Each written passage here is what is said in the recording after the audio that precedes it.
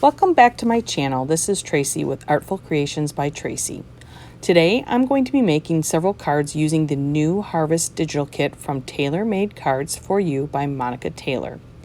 This is a design team showing, and I am thrilled to be part of Monica's design team. I'm showing you all the pieces that I have already cut out, and I just love those little stamps. They are just so adorable. Now I printed out 2 of the 3 background papers that come with the kit on 8.5 by 11 inch paper. Then I will cut them down to 3.75 inches by 5 inches. In addition, I'm using cream colored cardstock by Recollections, which are cut to 4 inches by 5.25 inches. For my card bases, I use a brown and golden cardstock, also by Recollections. Now, I don't know about you, but I think fall is just an amazing time of the year, and I live in the Midwest and love the colors that change with the season.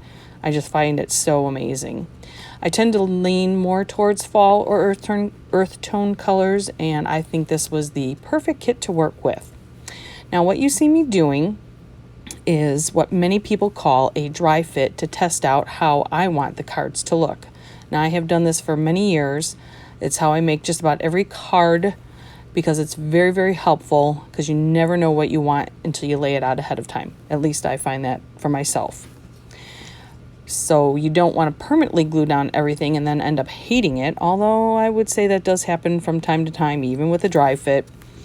Now I will create 2 cards here on the video, and in the end I will have a total of 8 completed cards that from everything I have printed out. And I just want to give you a little detail about Tailor Made Cards for You.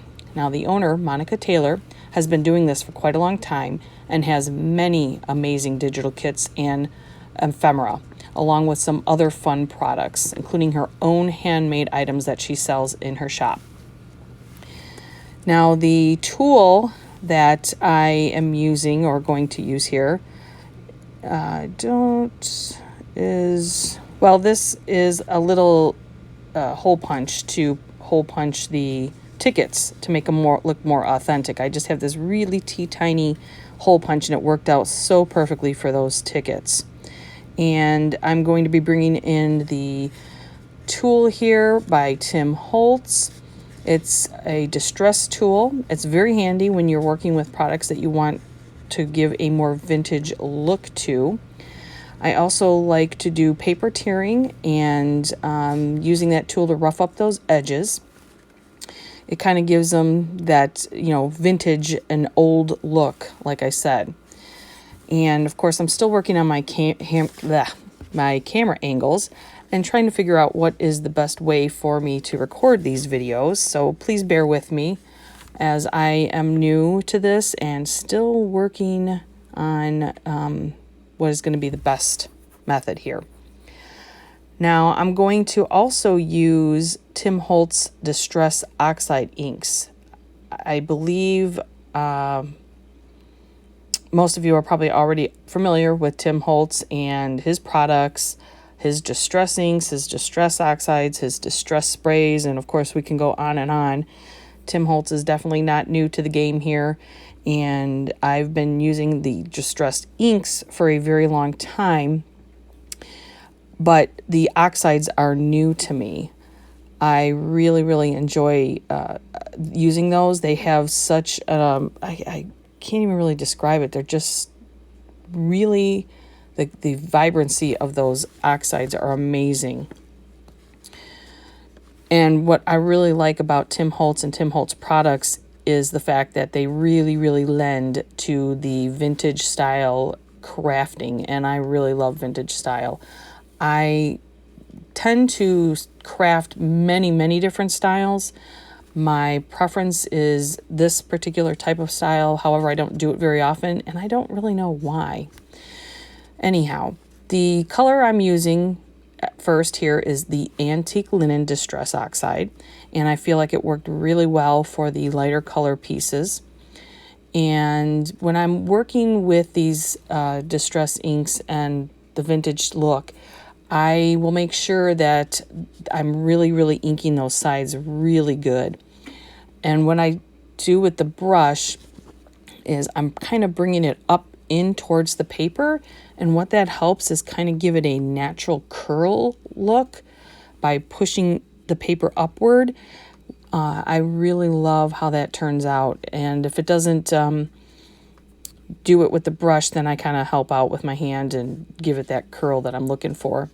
Now the other Oxide that I'm using is the Vintage Photo, and that Distress Oxide is a lot darker, and it works for the darker pieces well, very, very well.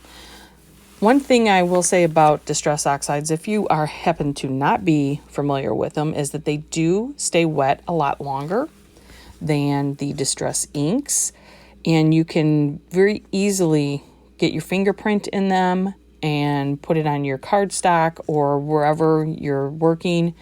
So you need to kind of be mindful of that when you are working with the Distress Oxides.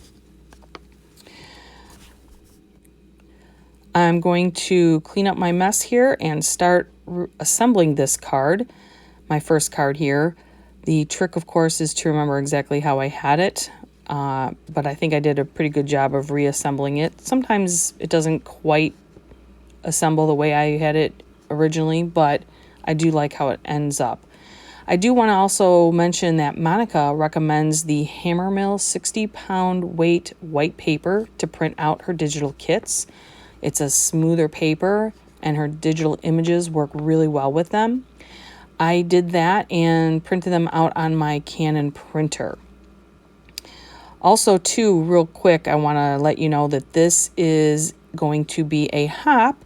There will be other design team people in YouTube, as well as blogs and Instagram. So I hope to have all those links below for you, as well as the links for product and Monica's website, of course. Now, the sentiment that I chose for this particular card came from Scrapping for Less mini stamp set called Camping Sentiments. And what I chose from that was Adventure Awaits. I thought it was perfect for this particular card. I'm using my Misty stamping platform to align that.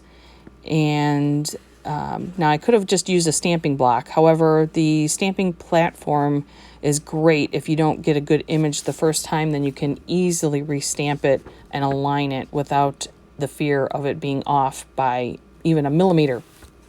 I guess that's really tiny. I'm not into metrics.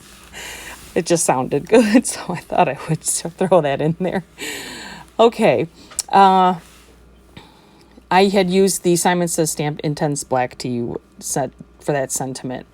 Now, while I am distressing this this next card, I'm going to tell you a little bit about how I download my digital kits and how I use them.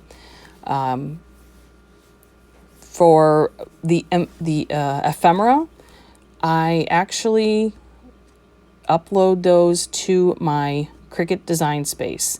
And the reason why I do that is it makes it much easier for me to separate them and resave them for my projects.